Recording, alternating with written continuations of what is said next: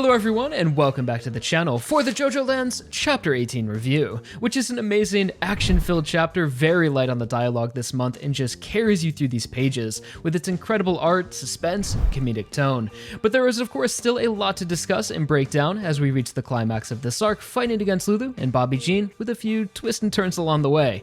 But before we get into the chapter this month, we also have the release of the JOJOLands Volume 4, which comes alongside an alternate artwork on this month's Ultra Jump, so that's two really nice artworks this month, especially if you love yellow. Personally, I'm a fan. Go crazy with it, Araki. And I believe these are the first cover illustrations to now include the complete main cast with Charming Man, who's fitting right in. So Volume 4 contains chapters 13 through 16, starting with the Jodio and Dragona flashback, and then covers the start of this land registry heist. So this is a pretty chunky arc so far, already 5 chapters in, and I'd say we probably have 2 more to go until things wrap up with these enemy stand users. But I think that highlights the structure of Part 9, and it's that the story arcs aren't being separated strictly by stand fights, but rather each heist the game goes on, which naturally just allow things to have a larger scale and creates a more dynamic story, as I'd say what's just as important as the fight right now are the movements of the lava rock, which are actually influencing the outcome of the fight and working in the background, like constantly bringing more characters and wildcards onto the pages. And alongside the new volume, we also got another animated promotional trailer, which is really well done, highlighting the fight against Charmy, visualizing his ability, him joining the cast, and the introduction of Howler. And speaking of Charming Man's stand, we finally got an extra page in Volume 4 explaining his ability a bit more, where Araki says his rough sand-like skin can crumble like puzzle pieces or piles up to transform him into another person. Also, he can blend into his surroundings by manipulating the perception of light reflection. So it's still a pretty vague explanation that doesn't really connect the ability through one idea. So it's just like Dr. Wu's fragmenting combined with Metallica's camouflage, I guess? But like, how does the skin reflect light so well? Is the light reflection what allows him to appear to be another person? Or is that just the fragments molding into the shape of another person? So still some questions, but I don't think this was supposed to be a very technical concept stand, as it was revealed around the time of its appearance that Araki was inspired by the art style Cubism and would just kind of roll with the idea without thinking. As he said during an exhibition when showing off this artwork, saying, "I wanted to draw a scene with flying, birds, and clouds together, but with a person in it. While drawing something like that, I thought it looked like Cubism. I was probably a bit influenced by this style. It's quite difficult to draw him blending in with the clouds, really challenging. I just thought it looked similar to Cubism, so I went with it. It wasn't really planned, just happened to be." And I kinda love that, just Araki's pure artistic intuition of draw first, think later, and it all works out, and now Charmy is a pretty dope stand where he can essentially turn into a Cubism piece of art. But with all the new stuff covered, I think it's about time we get into the latest chapter. So starting with the cover page, we have a clean illustration of the deadly duo Lulu and Bobby, and turning the page, we are welcomed into the chapter with... oh, that's gore on my comfort characters. Picking things up right where we left off with the gang all being attacked by Glory Day's ability of slowed bullets. Although this double page spread just acts as a reminder as we immediately cut away to a different scene with Lulu and Bobby just chilling in the lobby with some pretty random dialogue about how Lulu wants Bobby to adopt her and be a part of his family. Although Bobby is extremely put off by this idea, mostly because he knows that Lulu is batshit crazy, but he lets her down kinda easy, saying that, well, he's already got 3 kids of his own and that kids are pretty expensive, as well as that if Lulu was his child, he would not put up with these little temper tantrums, and that he's only buying her this stuff because they're working together. This then causes Lulu to start crying, who was under the impression that Bobby was buying her this stuff because he loved her.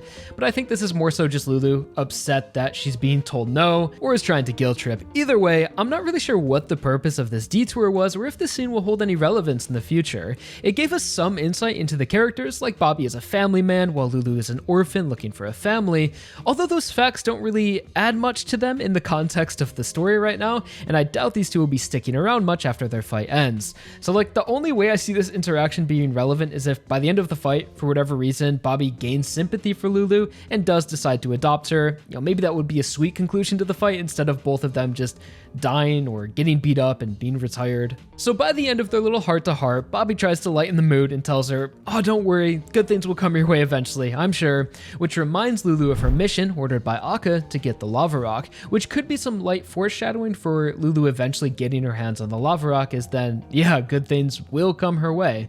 So we start to get a sense of time here, as Lulu mentions they should probably go back to floor B1 to see if the gang are all dead. And Bobby is like, yeah, they're probably dead. maybe, almost like he doesn't even want to go back to check. So he's very nonchalant about this whole mission, really. Like being an assassin is his 9-to-5 job he's lost passion in and doesn't really care anymore. And it's just like, okay, I guess we can go take a look and make sure they're dead. And as they begin to head back, we see that while they were waiting, they also did some research on the game and were able to find records on Paco Labyrinthus, who was actually in the military briefly before he ended up being dishonorably discharged. And if you remember, in chapter 1, Jodio had said that Paco used to be pretty chubby, but then he went away for a year and came back chiseled as a rock. So he must have joined the army before finishing high school, but it didn't work out, dishonorably discharged, so now he's 19 years old and still in school, which unfortunately debunks the Paco rock human hibernation theory, but that's 2 times now Araki has mentioned Paco's past, so it would be nice at some point to get a full flashback chapter to further develop this character and show us some of the emotions he may be struggling with in his personal life that could be related to his dishonorable discharge, and remember the mention of domestic abuse that left his ear scarred, which could have resulted in his violent tendencies or kleptomania, so quite a bit going on in Paco's past that seems to have impacted him. And with that idea in mind of emotional impact or informative years, I think we can start to see a theme emerging around the main cast. As in pretty much all parts of JoJo, the cast always have a common theme that unifies and allows the characters to relate to each other through a shared experience or the reader relate to them, and just creates a cohesive theme for narrative's sake and synergy between the characters. In part 8, it's mommy issues, in part 7, daddy issues, and in part 9, what I'm noticing for the most part is that the main cast are all still dealing with the effects of a personal trauma, and it's impacted them in a negative way, but hasn't made them bad people, kind of similar to the lives of the Golden Wind cast. Jodio and Dragona's whole flashback of bullies, abuse, and abandonment from their father has led them down this path of crime and misjudgment of right and wrong. Especially Jodio has developed a serious form of antisocial personality disorder. Paco is violent and loves to steal things for no reason. Usagi is suspected to have a substance abuse problem. He was seen in chapter 1 buying drugs and is called a junkie repeatedly, although we still don't know much about his past yet. And Charmy is entirely driven by revenge. After losing his brother, he's now seeking answers and tried to kill the main cast over a lava rock, so he's also not being led down a great path. So I would keep that in mind as the part continues, how people change due to trauma and the different ways people work through it and overcome. But coming back to the chapter, so Lulu and Bobby are gonna go see what happened. Meanwhile, we transition back to the beginning with the gang getting attacked, and we get this great sequence of pages where everyone gets to show off their stand and defend themselves from the bullets, which are still moving slow even after making contact with them, and slow enough for everyone to escape the attack without suffering serious damage. Dragona uses smooth operators to just pick up the bullets and take them out of Paco. They're moving that slow. Charmy uses big mouth strikes again to fragment a part of his neck and then reassemble it after the bullet passes. Really cool use there. And Jodio takes a hit through the cheek, but is actually able to use November Rain inside his mouth to deflect the bullet outwards. So it was nice to see all of these characters deal with the situation in their own way and quickly. So although they were able to escape the attack, they weren't actually able to stop the bullets, as earlier we saw them still slipping out of Smooth Operator's hands, and they carry forward until hitting the wall. Paco then calls out that this is bad, man. We have multiple enemies coming after us. It's all happening so quickly. Although Jodio, thinking on a much larger scale, big-brained, realizes that this is actually a good thing. And if they have multiple pursuers coming after them, it means the lava rock is doing something, and it must already be taking assets away from Howler. We then check up on Usagi, who still isn't doing too well. This man has been suffering for like 3 months straight now, and he makes the most cursed MRI machine. It's just a huge-ass Mate Kudasai that takes up the entire room. He's like inside its mouth. It's all you can see from the doorway.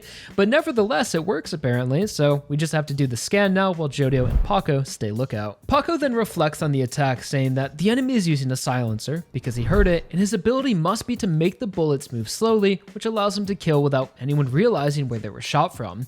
And I gotta be honest and say that so far Glory Days is pretty underwhelming. So we saw Bobby unload 12 shots from his pistol, then what we didn't see apparently was him collecting the empty cartridges, then getting on an elevator and going to a different floor and just waited for the bullets to hit them. But this ability isn't auto-pursuing or auto-tracking, so there's no way for him to know if the bullets actually hit anyone.